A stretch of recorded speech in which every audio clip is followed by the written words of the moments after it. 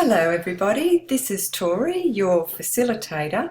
I'm here to take you through a little bit of an overview on what to expect for 2D, 3D packaging through the assignments. This on my screen I have now is an example of assignment 2 and 3. At the very end, this is what you should end up with. Now obviously the below one here is a Belmont, is the original pack.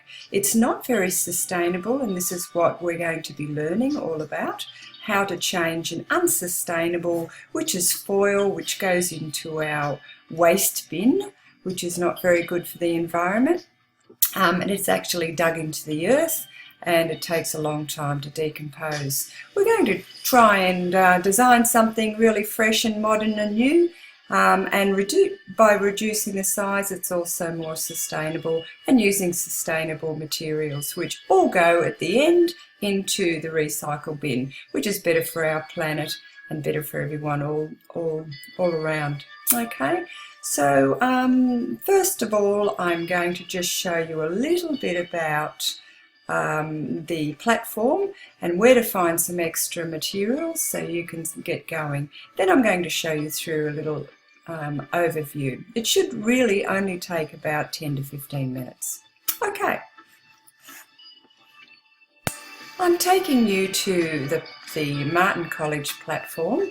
I'm going to open up my packaging module unit. When I find it down here, there we go.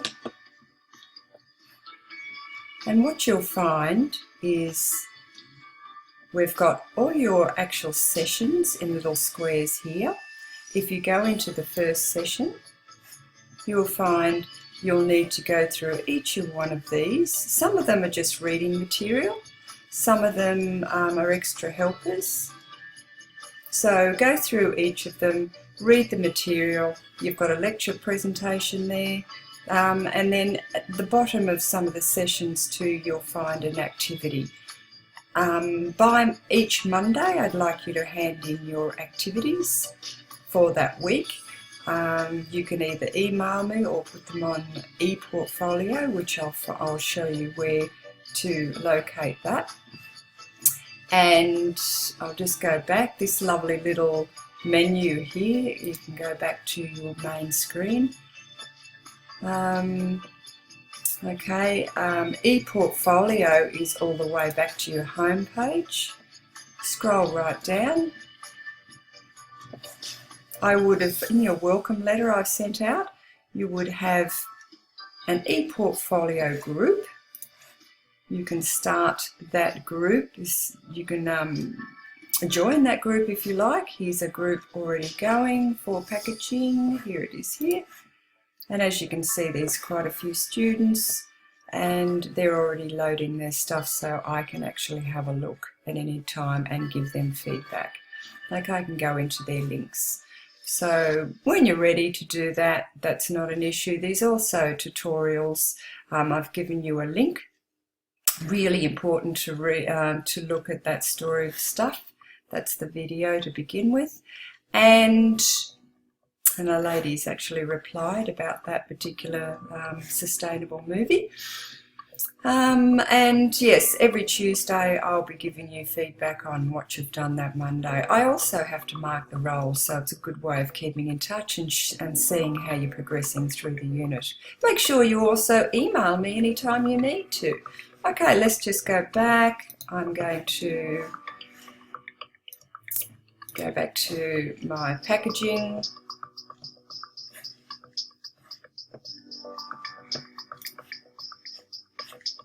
And here is where I want to direct you next. Your assessments are in here.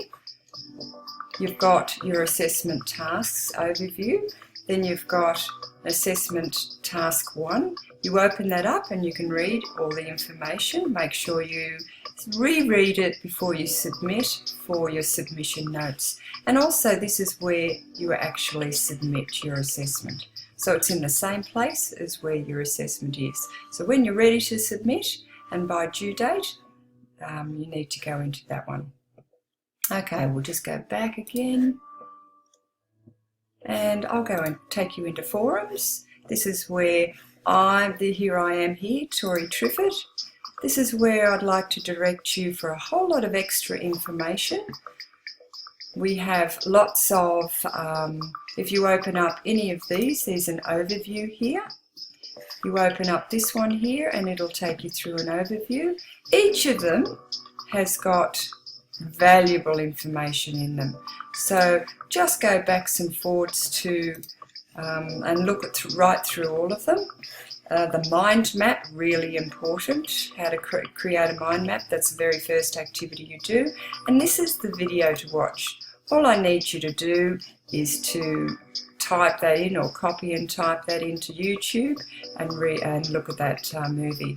Valuable movie to get your mindset ready for this whole project. Okay, there's also really fabulous information which you'll need. I'll take you through an overview and mention these. For assessment 2, the Backer Pack Essentials. Download those and put them in a folder ready to go. And I've also got lots of links for research on packaging, and you might have also your welcome letter and your schedule. Schedule is really important to go through. Print it out so you've got it in front of you.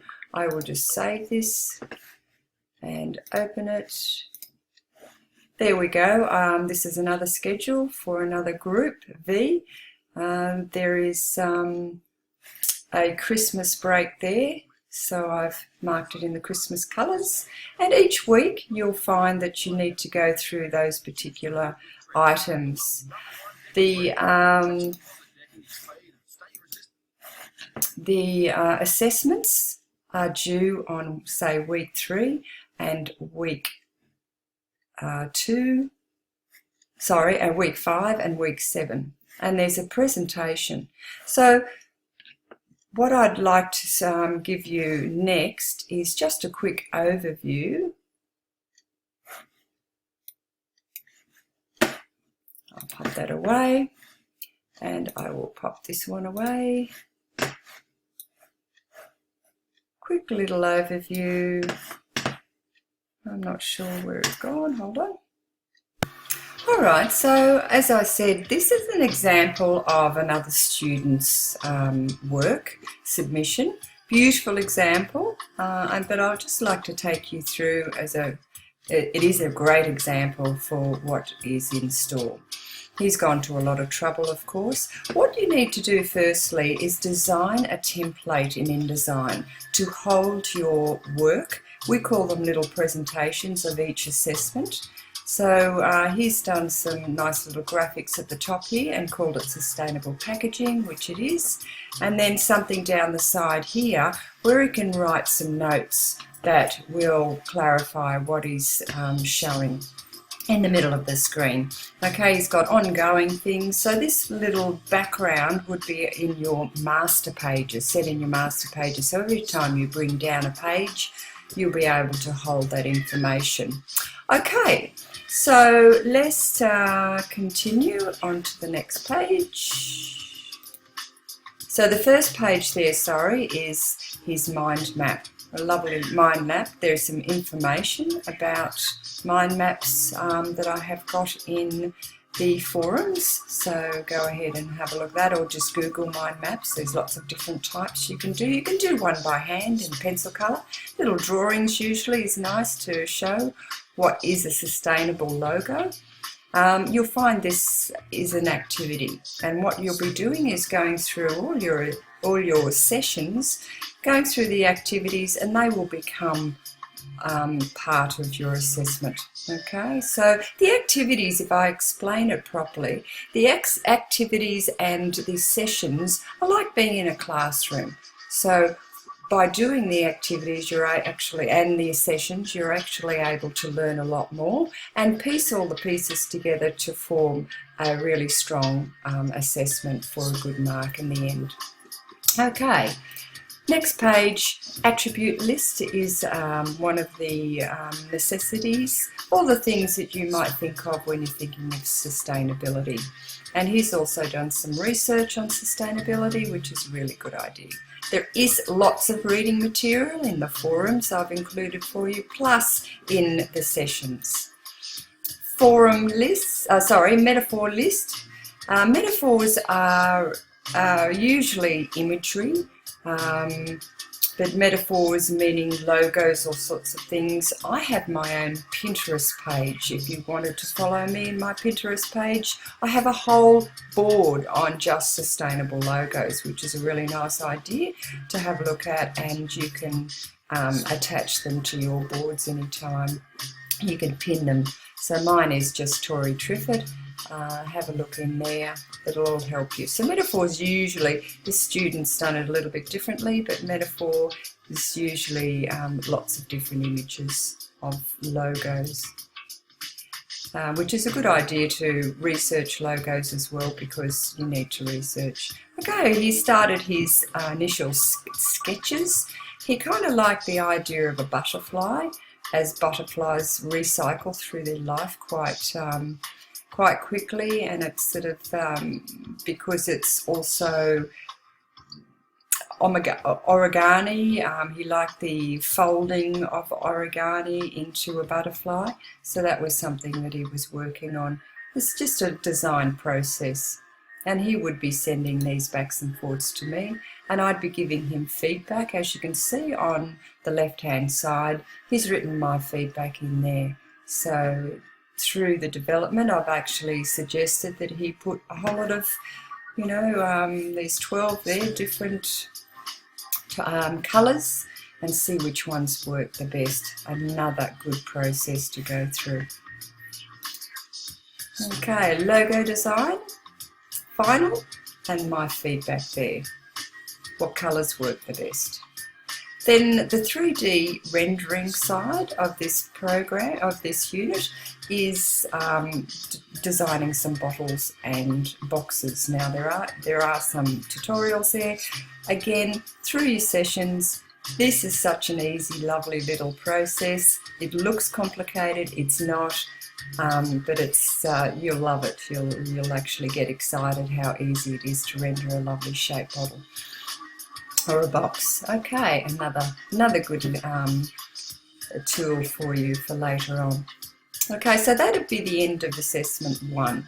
You would PDF that in a small PDF. Now these 3D rendering shapes become very big, so I would definitely screen grab this and take it into InDesign and put that screen grab in your presentation, because your presentation becomes too big to load onto StudySmart then. So when you submit, StudySmart will only accept 50 megabytes, so be very careful. If it does go over, you can load it through Dropbox.com, which is fine for me. Send me a link and I'll download it. But put a little PDF up in StudySmart if you can. Now, some of the other components in Assessment 1, they want Illustrator, because your logo would be created in Illustrator. They want the file, the raw file of that sent across, and a template of your InDesign file. So your original template with nothing on it, send that through as a packaged file. Okay, if you don't know how to package, let me know and I can explain it to you. Okay, this is that's right, there is a timeline in Assessment 1 as well. He's done a lovely little project timeline there, just showing exactly, he's taken it from my sent out timeline, or schedule I call it, and he's just placed it down so it's easy for him to remember. I probably would have put all the assessments when they were due, and I would have highlighted that as well. So that would be important to have in your timeline. Alright, so Assessment 2, we need to get into some packaging research. You need to go into a supermarket and actually take some photographs. I need you to have a look at what works on the shelf and what doesn't, what catches your eye, what colours are best in packaging, because this research will help you when you're designing your own box. I need you to have a look at trademarks and the rendering side of trademarks, like this photograph here. you know, what's the technique they have done to actually bring that trademark up. You'll be designing your own trademark and putting a logo with it. This is a company logo. I have in my forums attached a whole lot of those logos, so don't worry if you haven't got exactly the same one as your box, but we'll go into that a little bit further. Now, okay, back here, he has written what is found in there. Also, I'd like you to think about food colours. Food colours are really important. Food colours like greens, browns, oranges, yellows, all the things that make your mouth water when you're walking past. Obviously brown is chocolate. Blues don't really become food colours, although some of these companies run out of colours, so they have to use other non-food colours. And then they use a lot of advertising to make sure that that gets across that purple is Cadbury's chocolate, and it's a lot of work on the company's side to actually clarify that later in sales. Okay, this student has got some blue pictures here, but that's okay. Try and retake them if they come out in blue, you know, or take the blue out in Photoshop. You don't really want a presentation to look a little bit tacky. Is actually, what I need you to do is walk into a supermarket and buy 2 packs. I would love you to buy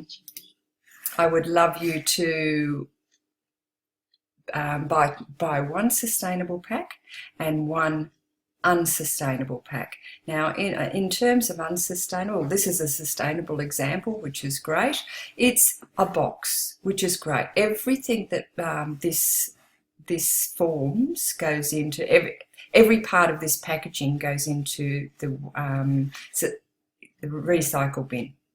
It actually says here it's all printed and recycled, everything that it's in there. So that's a really good example. And you also need to measure everything, take out the contents, try not to eat the contents, otherwise you might have to buy 2 of both because you will be using them right through the project.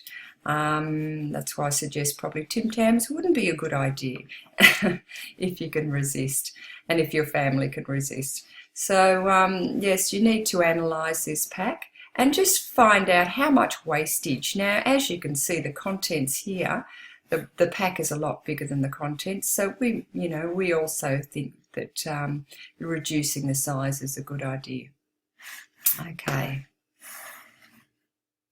Okay, so on to the next page, our non-sustainable pack, a sample. Really, all you're looking for is foil. Foil is the most hideous non-sustainable product. It has to go into your red bin or your post-waste bin. From the kitchen to the bin is not a good idea. It ends up in the soil, in the ground, and takes a long time to regenerate and decompose. And also a tray. There are some sustainable trays now which companies are trying to promote, which is great. We are slowly changing, but look at the space wastage, you know. So what I'd like to see is all that change into a lovely, so this particular product you're choosing, you're going to create a sustainable pack. Okay. At the end of this process, we hope that you have a full understanding of how to produce something a lot more sustainable, and that way all of us graphic designers have the opportunity to be able to suggest to our clients in the future that maybe a sustainable way would be the better way for being green, saving our planet. And wouldn't it be nice if we walked into a supermarket seeing no foil? That would be a wonderful idea for our future children. Okay, this is what we call a die line. Die line is some sort of box shape that, and with glue on it, that is sent off to a knife manufacturer, and the knife manufacturer actually makes a laser knife, Now the blue lines here are the outside sharp knife that will cut through the actual product, which would be recycled cardboard. And then these pink lines, these dotted lines, are for a score line.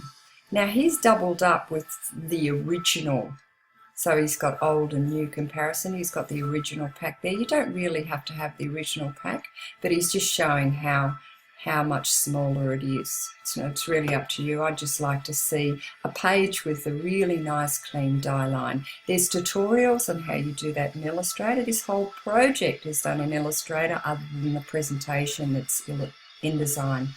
You can do, you can add in some lovely photos from Photoshop. If you want to take your own product shots, you can deep etch them or take the background away and then use them in your pack, or a nice background of runny chocolate or something that you might create in Photoshop. Really up to you how well you can handle the software.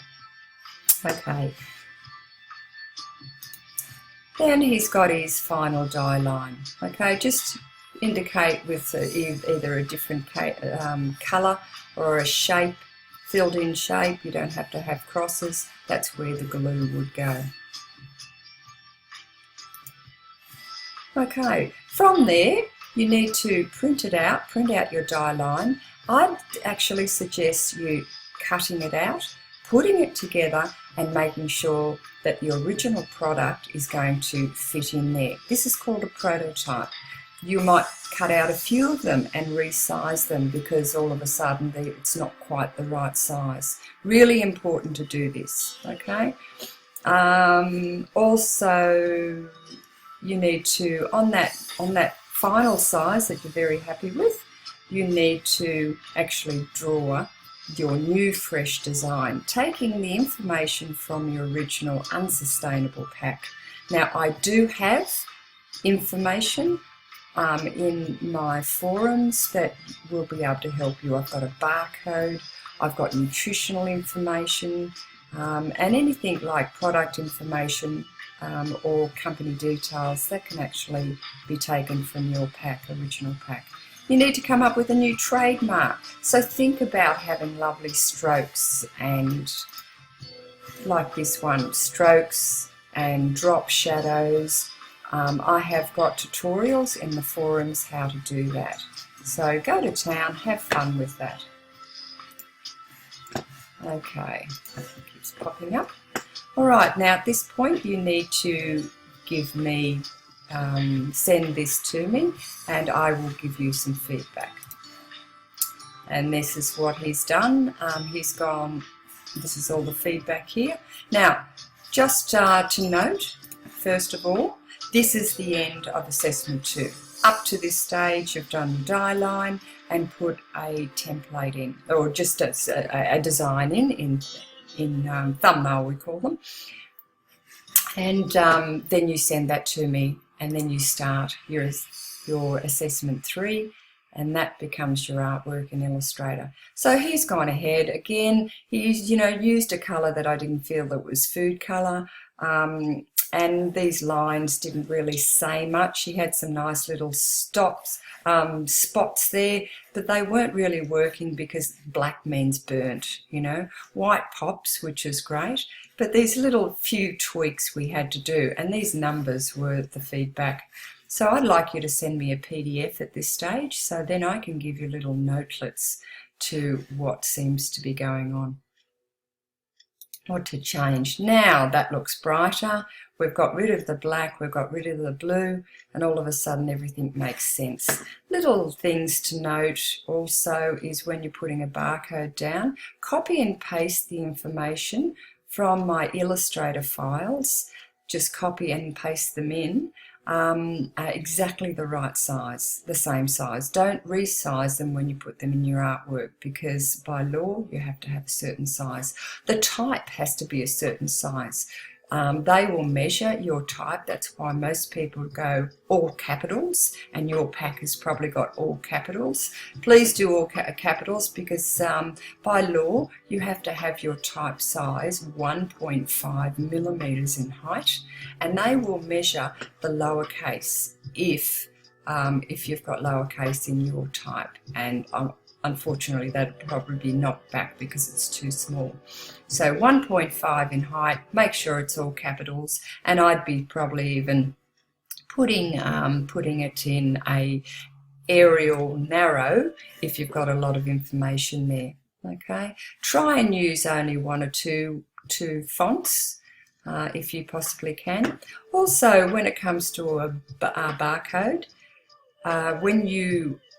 this is the technology of the scanner. The scanner comes across, starts from one end, and it sees a blank space, and it goes scan, scan, scan, and then stops. So the blank space in the beginning means scanners turn on, and then it scans across the lines, and then scanner turn off. Okay, so 3mm there, not necessarily top and bottom. It's good to have a little bit more room at the top.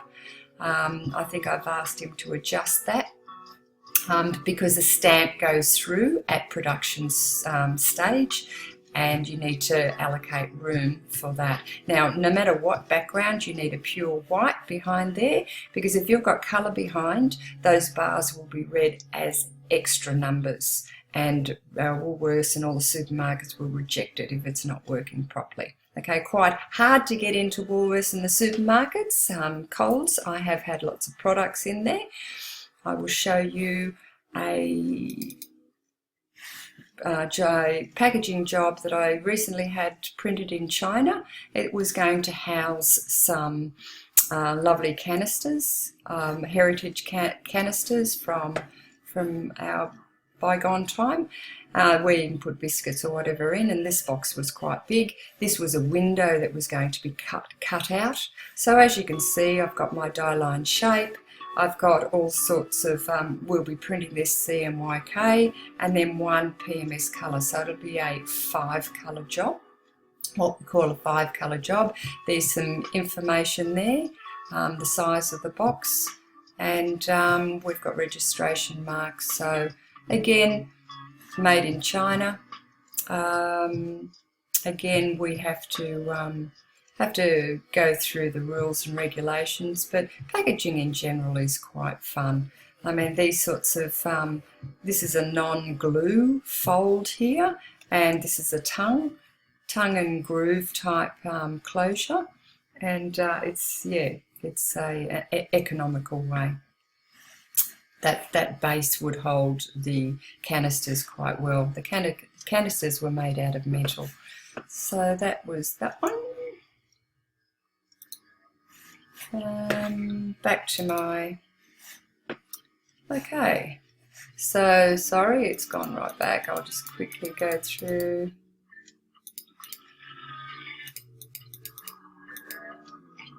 Alright, so this is a version 2. As you can see, he's made those changes by putting the logos there instead, and opened that box up for a stamp later on. There was also changes in the type and just messing around a little bit, but generally it was just a little bit of tweaking, quite good.